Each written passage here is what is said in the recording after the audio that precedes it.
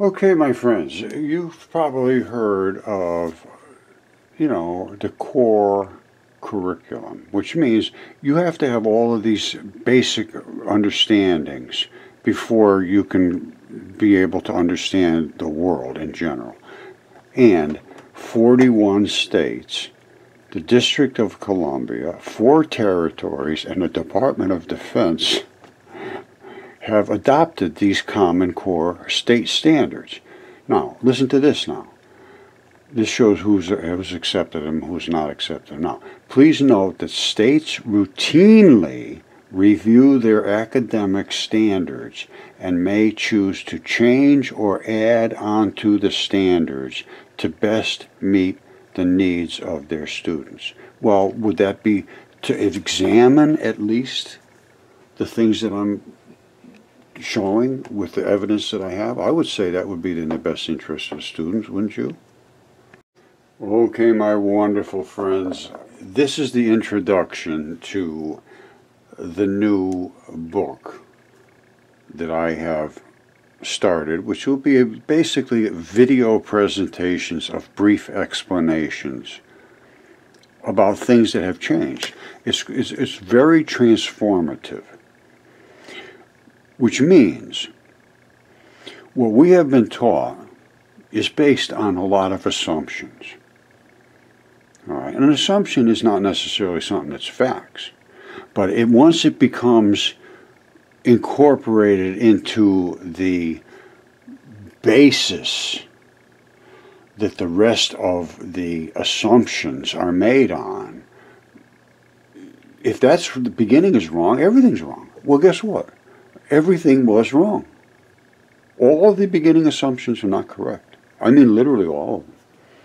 About the particle nature of things, of light, of atoms. The subatomic nature is not correct. We need to discuss all that very, very carefully. We need to understand our ancient past, our history, what these things on Earth are, these giant creatures that were here. This is not unknown now. This is absolutely certain. So, at a point, you have to stop and say, what happened? Well, minds are in collision. The minds of the scholarly cannot bring themselves even to discuss something that is so radical to their thought process. So I wrote a book about minds in collision.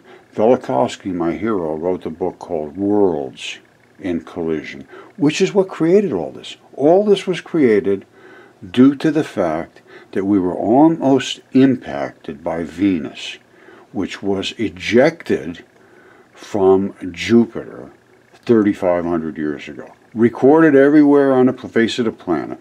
You look up the Velikovsky affair very carefully, you'll see that there was 7 days this extremely brilliant comet, which later turned out to be Venus, which was ejected from Jupiter and spinning backwards because it rolled out of Jupiter reverse, almost hit us, combusted our atmosphere. And at that point, it compressed the air so violently that all of the oxygen and hydrogen turned into hydrogen and oxygen, H2Os, instead of just, how you compress something, it turns into water. A compressor creates water. Now, it compressed it, but not only that, the heat of it, it came down as boiling water. And its impact of all these rays of particles coming at us for 7 days of intense heat, already the whole place was cooked. So what you have to do is start to look up all of these different things. Now, I want to make a point. I've been very frustrated over the years. Many years here I've been working at this, trying to make people understand this is real. This is our reality. It may even impact our eternity. This is something that everybody's, the things that are talked about in the Bible and all the ancient texts are about giants and dragons, and oh yeah, that's true. But then the other things they talked about in the ancient myths about Typhon and about Gaia and about the planets being gods and all that stuff, yes, that's also true. And Petra is constructed of flesh. And the dragons were also true.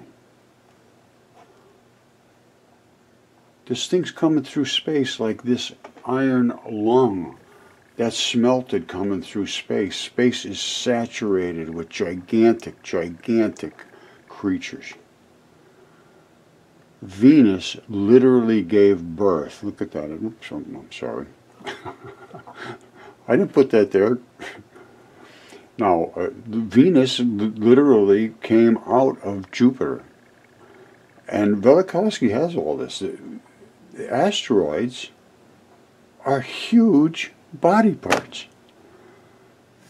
Velikovsky was my hero. Here he is right here. Now you should come up and read, you know, I'm going to put links to a lot of this stuff. But peer review is the problem with things now. They won't let you speak unless you're saying the things they want you to say. Now what about sea monsters? Was that real? I say yes it was. What about Quetzalcoatl? Was that real? I say yes it was. We got some really thinking to do, my friends. Everybody talked about dragons and giants and the whole 9 yards, so it's time to look back at this because I have the evidence. Not just guesses. I have evidence now, and I have it compiled. It's not just a fragment here and a fragment there. So stick with me. This is the beginning to the book, and I want to thank all of the top universities, every one of them, because they all denied to do an examination of the things I was presenting, which were material things. Now, I don't think that's right, to be perfectly honest with you, but, you know, I'm not in the educational field, obviously, because I want to show material evidence to support the things, not just say, you know, they read me a book that said, here's what I have to say to be educated. And this is what it is right now. If you pay them enough money and say the things that they tell you to say the way they tell you to say them, and don't make any waves, you get a piece of paper that says you're smart. Now, here's what my school will be. We're going to be a school that is going to learn just the basics of what everything really is and what our history is. Every ology is wrong. Geology is obviously not correct. Anthropology, you know, paleontology, all your earth sciences, I mean, basically everything's wrong. Outer space is loaded with things that they just always said, oh, it's a vacuum out there, there's nothing there. And no, it's saturated with particles, absolutely saturated.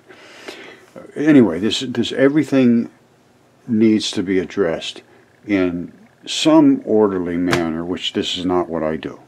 I am not an orderly person. I jump from one to the next because I am hit with things all day long, 5, 6, 7 things that I'm always continuously sort of working on. That's why sometimes, you know, I go on these rambles and rants because I got so many things going on at the same time.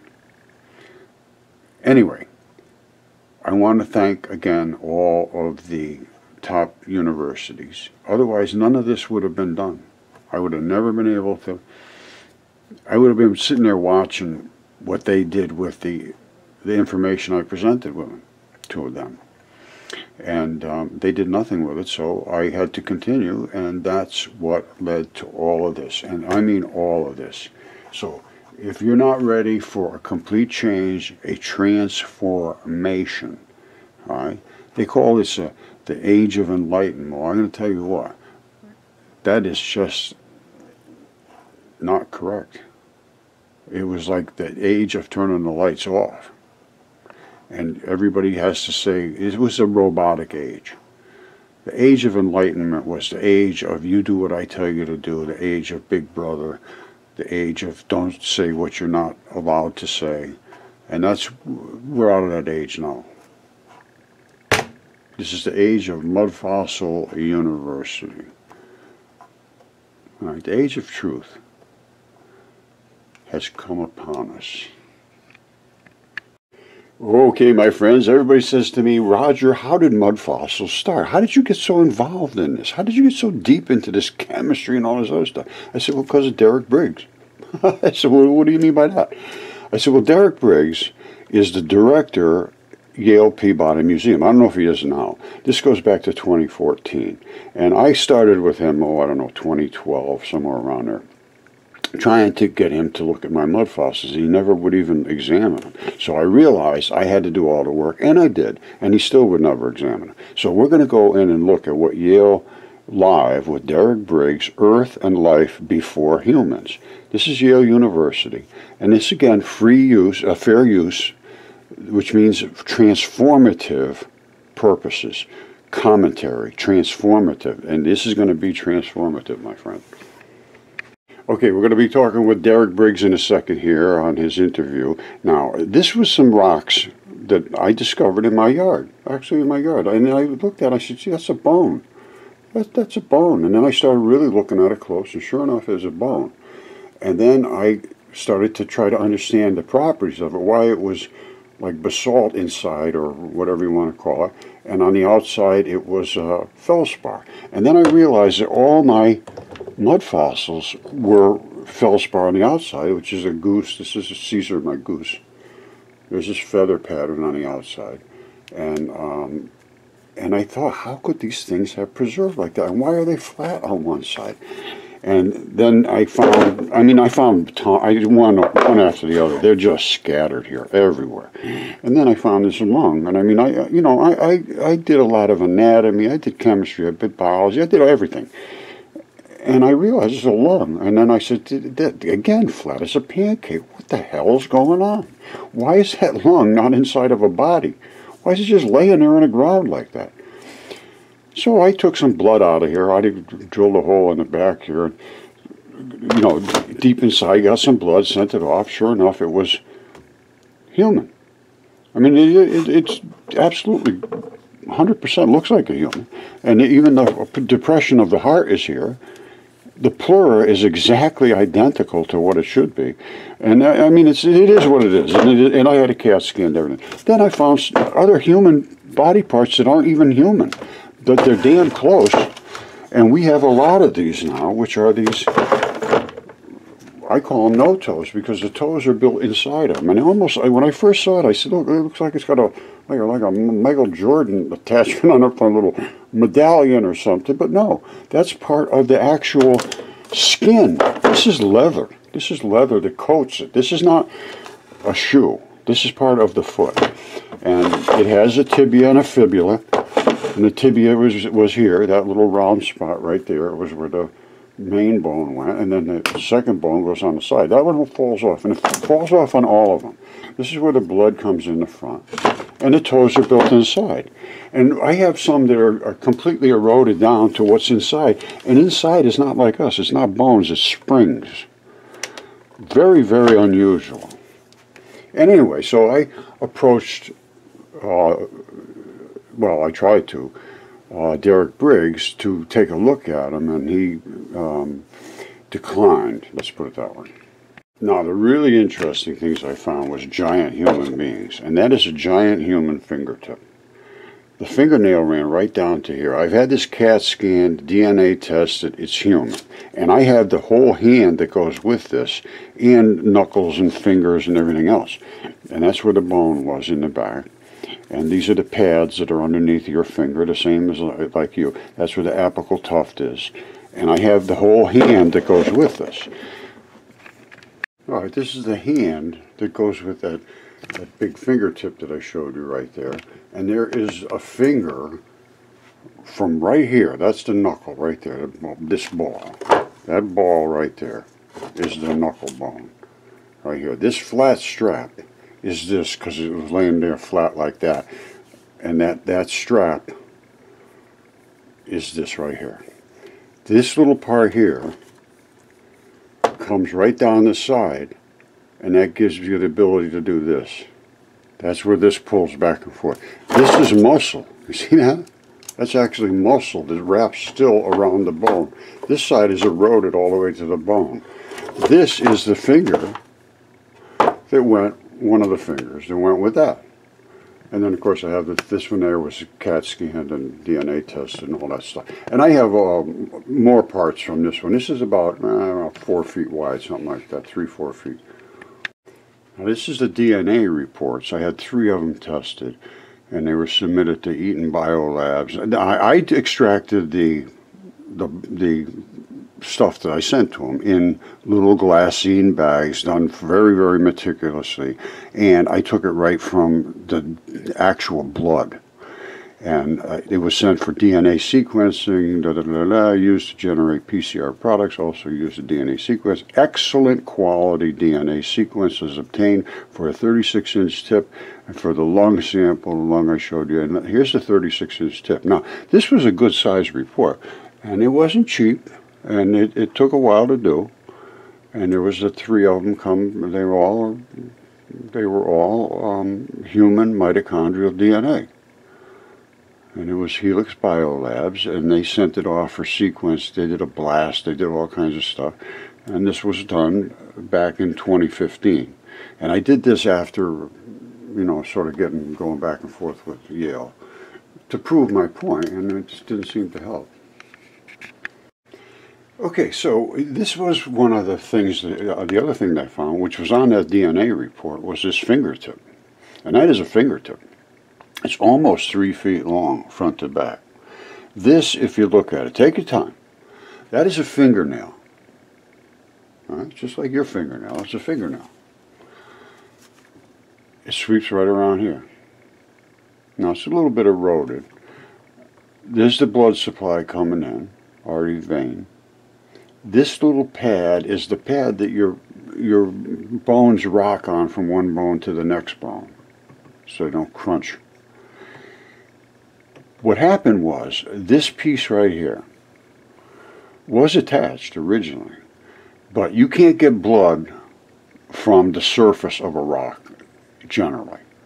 That's not always true, but in this case, fingertips and so forth, they have what they call grip skin on. I'm going to show you in a second. You can't get anything out of it until you get below the grip skin. It's like a big rubber pad. So I smacked this with a hammer, and it just popped right off. The whole thing, because it's just nothing more than like Velcroed on their skin. I'm not kidding you. Where do you see this? All right, so there's the fingertip. Here's the grip skin. Hold on. Oh, here it is. Now, that's the skin that was on the fingertip, that part that I broke off. I smashed it off. Like right on the side of your fingernail, not too far away, it starts the fingerprints. You start right there. There they are. This is the sweat pores. You see it right here? And these are fingerprint ridges. And it's just starting right here, because it's right next to the thumbnail.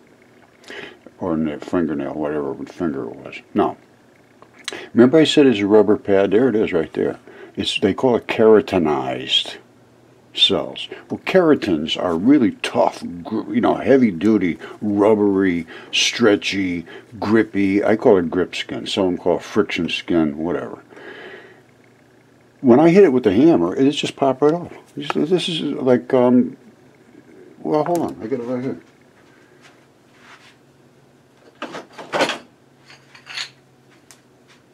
You see, this is the top side. Here, it's falling apart in pieces now. I've been banging it around, but that's the top side. You see this? This is it right here. That's the piece. When I hit it with the hammer, it came right off. You see this? It's not even attached. It's not even attached. It's just like this. It came right off. But this is pretty thick skin. This is a big guy, and when you look at it in a microscope, you can see all the fibers are there. It's what it is, and this is feldspar again because it's aluminum silicates, which means collagens. Collagens attached to the aluminum silicates in this hot saltwater flood. Hot water. That's the key. Nobody's ever understood that. That's why nothing rotted. All of my stuff is like absolutely flawless. And I know why now, because of the exact conditions and the chemistry and the topography. When I say the topography, you had to be in a certain place at a certain, where the water was boiled at a certain temperature, let's say, for a certain amount of time, and then they had to be able to cook and settle and flatten out, and then probably there would have been some mud over the top, bloody tissues and everything that would have been in the water settling, and then because I'm up on the top of a pretty good hill, mountainish area, it would have run off and you would have left the things just laying on the ground. These are just laying on the ground. This is not something I dug for.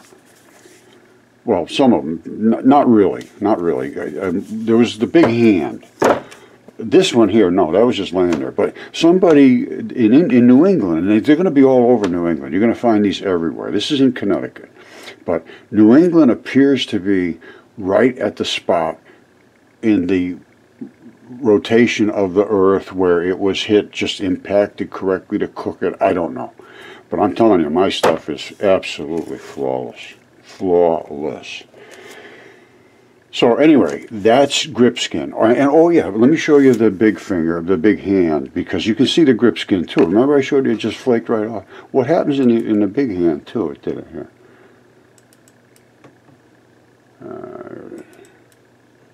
You see the silver stuff? It's just flaking right off, because that's the grip skin. And that's the left hand. That's the left hand. It's got all the same attributes yours does. It's got the pad that comes down, the bumper pad. It's got the tendon down here, the cleave for this. It runs off, the thumb runs off this way. And anyways, and that's good size. I think it was 3 or 4 feet wide.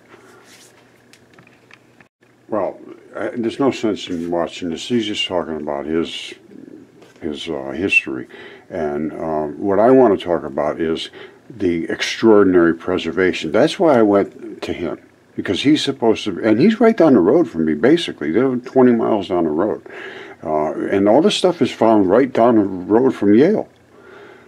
And there's more to it than that. However, this stuff is here. I requested it to be examined and looked at. Could I bring it? Could I? No, nothing. So this is the kind of response I got from Yale. Well, this sent me to Harvard. So, because I wanted only the top guys.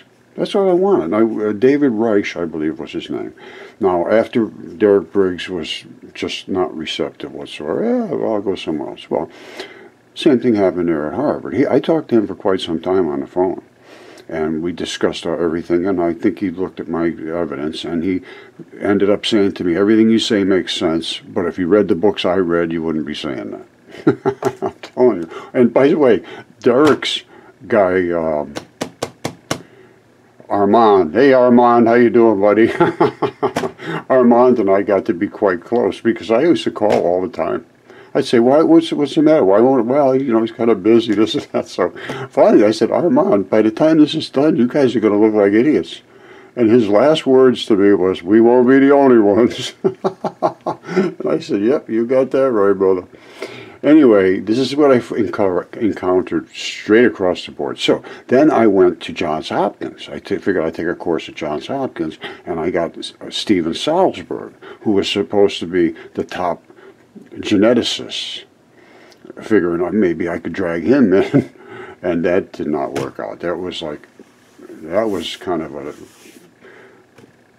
it was very contentious when you bring in new information that really upends everything they've been saying, and it does. It's transformative.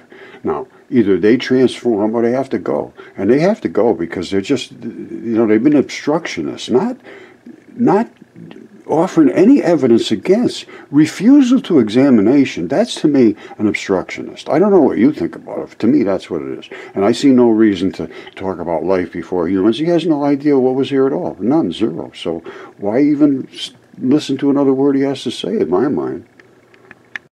The crazy thing is, it was Yale geology. And after I showed them all this stuff was in space and on other planets and everything, of course, he never responded. But they changed the name of Yale Geology to Yale Planetary Sciences. You see right there? This is February 10th, 2020. Yale, this is the Yale News, Yale to rename Geology and Geophysics Department. Well, what did they name it? Change the name to the Department of Earth and Planetary Sciences to better reflect the breadth of faculty, research, and teaching at Yale's deep engagement in the most important questions about planet Earth today. Well, look at what they're showing. That, my friend, is biology, as I have shown extremely well, in my own humble opinion. Now, this is Steven Salzberg, and again, this is all fair use. I'm just showing what they have to say, and I'm going to say what I have to say. Now, he was not receptive whatsoever to my information, as none of them were. That's the key. That's why I'm bringing this to the forefront. It's John Hopkins Biomedical Engineering Channel. For 25 years now, DNA sequencing has been moving ahead at a pace that has exceeded the pace of really any other technology that we have.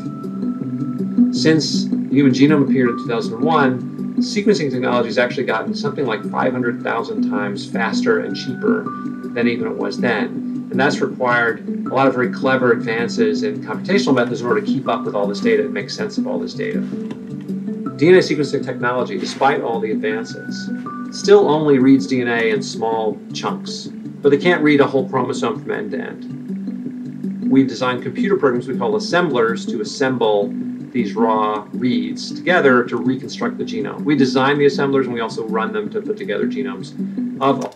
All right, let me just make a point of why I went to Steven Salzberg at Johns Hopkins. I took a course there through Coursera, and because he was involved in some ancient DNA, as I recall. This goes back, 5 years ago or so, and I had my DNA tests all done and everything, and I submitted them to him, and it didn't go well. Now, this is the problem I see is, you know, it's fine to do this research, but to not be curious about other research. All I've ever been told is to just shut it down and go away. And that's a hard thing for me to understand as a scientist. Very, very difficult. All right, I agree genomics is absolutely essential to having your body work correctly. Genomes are nothing more, genes and the gene sequences are nothing more than little manuals. They're little program codes that say, if you're going to make an arm, here's how you do it, and here's where the elbow goes, and here's how you attach the muscle, and here's where the skin is, and you have to have a membrane there. And I mean, it's just unbelievably complicated now. And if you don't have the correct gene sequences, which is basically what he's looking into, you know, maybe a little more, I don't know. But if you're looking into gene sequences, that's where they think they can make the most change in the way you react to medicines. Well, I say no. The thing that's reacting to the medicines, and the thing that's reacting to the toxins, and the thing that's reacting to your food, and the thing that's reacting to every single interaction you have with anything that comes into your body is bacteria. Bacteria create the enzymes. The enzymes either work with or against what comes into you. And they are in every single part of you, every single square centimeter on your body and in your body has some form of enzyme working in it, which is in that interstitial layer. And in the layer now I'm going to call the immunothelium, which is where all of this catalase and all of these enzymes exist, which is exactly underneath the layer of mucosa, which is skin or membrane or whatever it is, right? Exactly below that is where this exact layer says, no, you can either come in or stay out. I make the determination because I'm an enzyme. I'm a chemistry set. You come by me and I either kill you or I do work with you and let you come in because we want to eat you. It's that kind of thing. Now, to understand a gene sequence, absolutely very important. Gene sequences are huge. However, if you don't have the bacteria to create the enzymes, to do the chemistry, it's not going to happen. It's just not going to happen. That's why people have gut diseases and all of these invasive chemistry that's going in and attacking cell membranes and walls. They don't have the bacteria there to keep them out of that wall. Pops right through. Okay, so he's getting into this computational stuff of there's so much data, and they want to put, see what he says, they try to actually show that we can take the technology and put all the pieces together, because there's so many pieces to the genome, it's unbelievable. I agree with that. Actually show that we can take the technology, put all the pieces together, and go from a patient sample to a diagnosis. So that's what's distinctive about Hopkins for my work, because I'm bridging engineering and medicine, and it's important for me to have medical researchers who I can work with who are at the top of the field. All right, and I agree with that. That's the kind of people you want to work with. But I have also some very, very good understanding of what I'm talking about. So if you don't have the bacteria to create the enzymes, you will never be able to do the chemistry that's required to create these elegant molecules. And also, you have to understand that the periodic table is not correct. These are not gigantic protons and neutrons and tiny little electrons. It's made out of all these particles. Now we're going to go into my research into light. And I am thanking now all of these people for rejecting all my research. Otherwise, I'd have never done this. I had to go, like it's a rabbit hole that nobody can ever get to the bottom of. Well, I think I got pretty damn close to the bottom. All right, this is Don Lincoln, 2013. They found these black particles, which are fixed, never change the size, and this little glowy one that never, it appears to have no mass whatsoever. And I can kind of agree with what he's saying here. He says, in summary, extended particles have a fixed size. That's the black one. They may have a fuzzy edge, which I agree with. Point-like particles are mathematical abstractions with zero size. But even zero-size particles have an extended effect due to the effect of the field surrounding them. And that is also, absolutely, I agree with that. These are the two particles. Well, we found these particles. Now, this is 2013. This is another thing that I thank Don Lincoln for not paying attention, because otherwise I would have never got as deep as I got on this. All right, you saw the Fermilab particles, the black one and the glowy one. Well, there's the ones that we found in our light experiments. And the light experiments were using light and not protons. What they were doing is smashing protons together. And they could see these little particles. They had no idea where they came from. They just saw them in a pile of trash. And they said, wow, did you see that one? Oh, did you see that one? I see those a lot of times. I see those a lot of times. Well, they don't see them a lot of times, but they see them enough to realize this is the smallest particle they can find. And it always is the same smallest particle. Well, that's also what we found. And it's in red, it's in green, it's in blue, it doesn't matter. No. And it's the black and the white. Now, I tried to present this to Don Lincoln, and, it's his own research. I said, we found what you found. Only we found it for a little less money. And anyway, that's the muon, and that's the electron neutrino. Muon neutrino, electron neutrino. And when they come through as light, they're attached together. They call them gluons. All right, this one back-to-back is a gluon. Two back-to-back is a photon. All right? So when these photons come crashing into our venturi, the gluons unglue. So the muon neutrino just goes on its way to the black ball. You see the little black balls all over the place, the black ones, but not a single black in here. Zero. Nah. No black. This is nothing but electron showers, and they are so energetic that they create an extreme frequency here. Basically, this is frequency. You know, at first I thought of it as just a concussion of fields, but it's not. When you get that, you're smashing in and it's pushing you back. You're smashing, blah, blah, blah, blah, and they're all banging into each other as hard as they can hit each other, and pushing away and pushing back and pushing away and pushing them back. That's the push to shove, and that's what gives you the separation patterns out here that they call interference. It's not. They're banging back and forth in an extreme vibration here.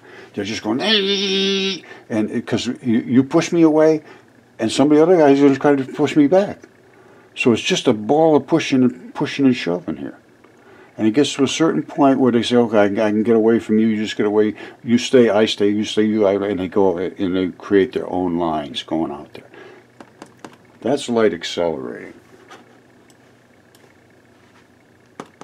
That's light dividing. That's light reattaching. That's fission. That's fusion. This is the particles they're looking for. Now, so I thank Don Lincoln for not doing his job. Because, you know, if you're a scientist, that's your job. You know, and I see it, we're showing it. So it's not like we're not showing it. So anyway, because of being rejected again, I decide, well, I'll go to the University of Geneva in Switzerland, because they're right down the street from CERN. And sure enough, I go, and I present them with all this stuff. And that was the nicest experience I had. I got to be perfectly honest with you. They were as nice to me as anyone. They listened.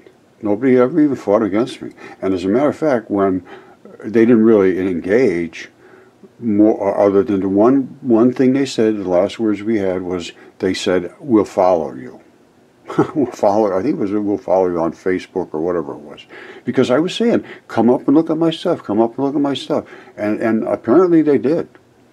Now, I can't remember what year that was, maybe 2015, 2016, something around there. But not long after that, I heard that they shut down, because I showed them how we created a Venturi, which the restriction created this event. And I was, you know, I mean, I'm pretty specific about how I make my points. I told them exactly everything here that you see.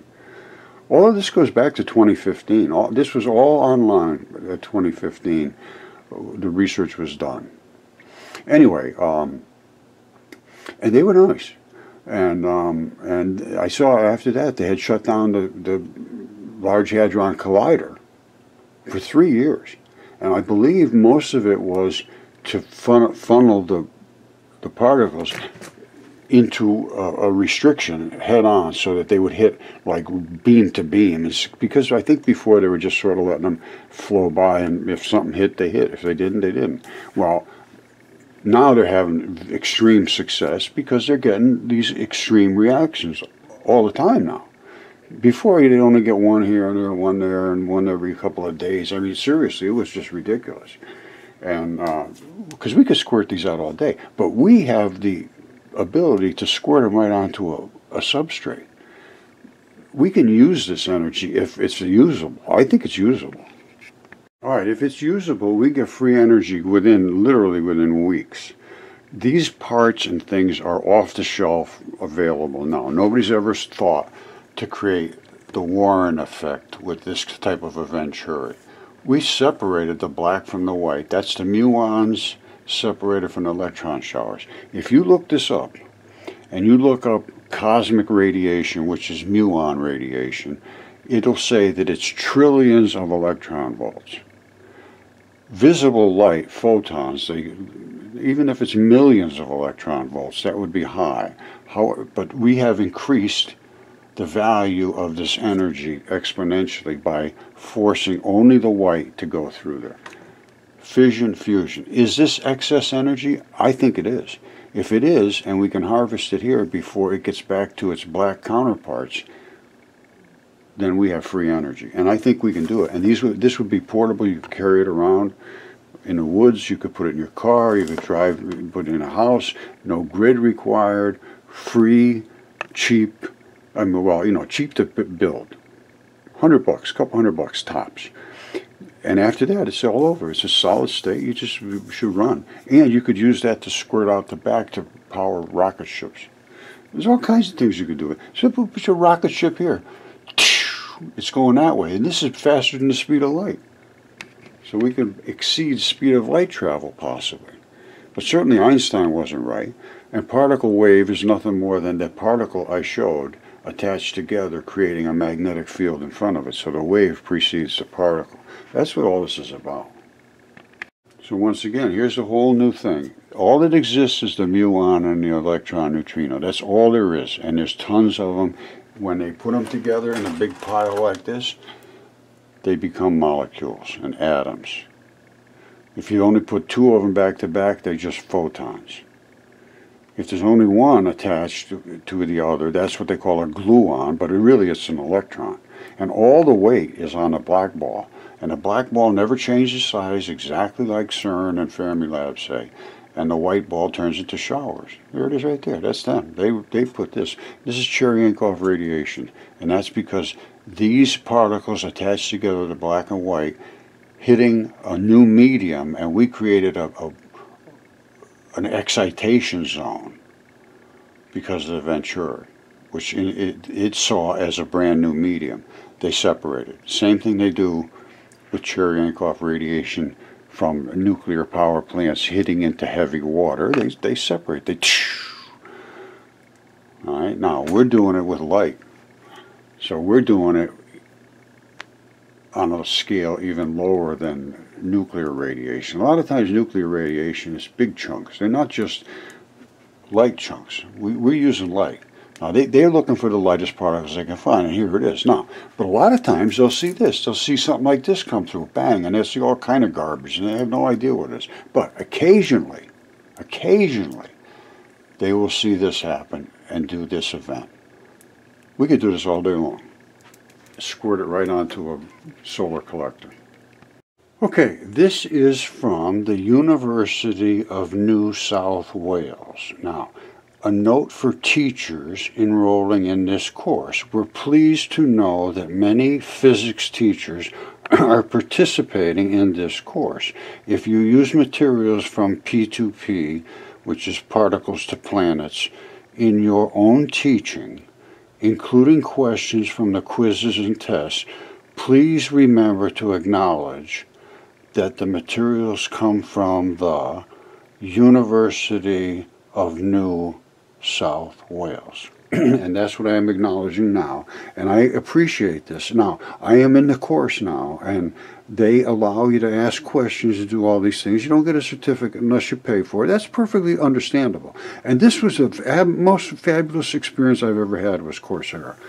So, and I expect to have a good experience here. They say, you know, if you have questions, we'll discuss them and so forth.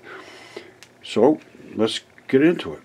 Oh, by the way, let me show you my background, because as I showed you before, they're having terrible problems with teachers. It's a shortage, and they're actually having teachers that don't have the teaching education.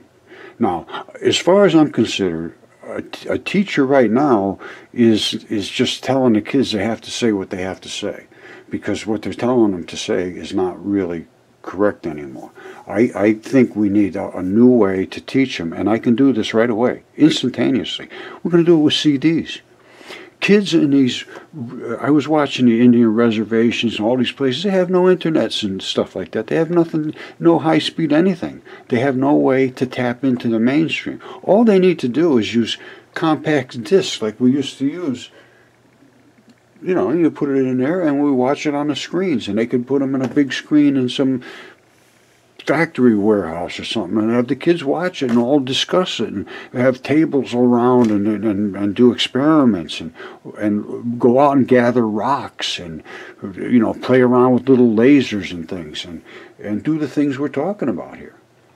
Because until you understand that you need to question the things that you were taught. Let's start there. Let's start there. Now, what I want you to show you is, this is my dipole electron filter, and just so you understand, this was not a 5-minute job. I checked everything, thermochemistry, and everything, biological chemistry. It all broke down to dipole to dipole. And all energy transfers from light into atomic vapor. The atomic vapor makes everything up. Atomic vapor is this right here. All right, right there is atomic vapor. This is what's floating through the air, light particles. Is these little things, and when they hit, normally there's two of them together like this. All right, when they hit, they bounce, and they bounce back at you. It depends how hard they hit, what they're hitting. It's like a guitar string. If it hits a real twangy one, it bing, comes back hard, you get blue. You go bang, it comes back red. That's how it works. Now, and I knew this 50 years ago. This was right after I got out of the Army. I was in nuclear missiles in the Army. I got out, I went into physics. I figured I'll show them that everything's dipoles, which they are. All right? I could read you all this stuff if you want, because I just went over it again. I can remember now. It's all coming back to me. You know, dipole moments, and you know, the energy of the photons, and you know, what happens to the reabsorbed heat and light, and the conservation of energy. Where does it go? Where the atoms of atomic vapor go to? How do they migrate? You know, how much energy, if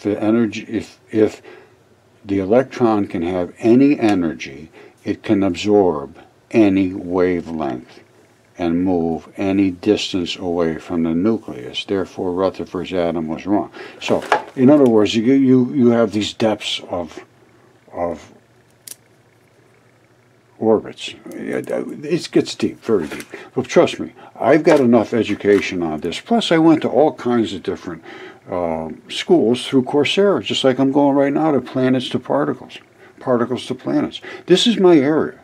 And I am going to use their stuff, and I am saying it's from the University of New South Wales, right here. University, New South Wales. Mechanics, motion, forces, energy, gravity from particles to planets. All right, and this, I've started to look at it, and it's very good. And if what they say is what happens, we're going to be in good shape here. So we're going to start into this.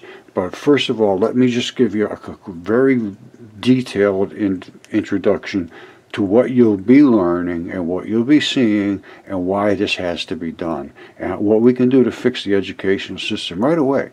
Because like I said, you could take these home on you know, little compact disc players. If people have these, I don't even know if they use them anymore. Everybody uses flash drives and so forth, but that's okay too. You put it on whatever media you can put it on, and then you watch it on a TV somewhere with a bunch of people sit around and, you know, do whatever you want to do at the same time. And do the experiments, watch it. Because that's what I do. I do material stuff. So when I show you something, you should be able to sort of figure it out and do it your own self. That's my experience, or that should be your experience as we go through this learning experience together. Because I tell you right now, I learn something every day myself, trust me. I don't know everything yet, but, you know, pretty close.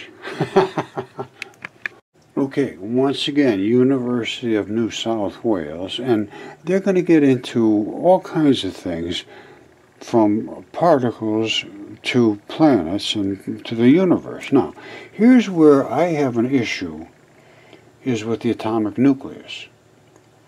Now, you can see that. Let me zoom in there. Now, what are they showing, an atomic nucleus? You see there's green and red. Well, what's that about? There is protons and neutrons. All right? All a proton is, compared to a neutron, is a proton is charged positively. A neutron is not charged at all. And a neutron is only one electron larger than a proton. That's all it is. So if the proton is missing the electron to make it neutral, it's charged. That's why there is charges in these particles, no question whatsoever, but they still don't understand them, because every one of those balls is like one of these. Like that's a proton. All right. Then they have other ones. The other ones are neutrons.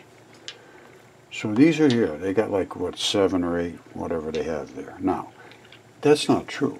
each one of these is this many, all right?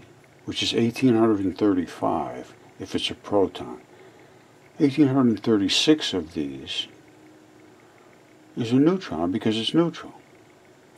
And then you start to make bigger and bigger molecules. But when you smash these apart, they will actually break into their components, which is electron and muon neutrinos. Shown it many times, as you will see again today, I am sure. And what happens down in that range is that the particles are the muon electron neutrino. That's it. Seen them, they know about them, you'll see them again, or you probably already have already in this video. And here's the light particles, which are photons. And those we broke apart too. So let's get using some of this information that I have instead of trying to this just doesn't work. It never did work. That's why nothing does work. It can't account for gravity, it can't dark matter, nothing. So time to change the attitude here.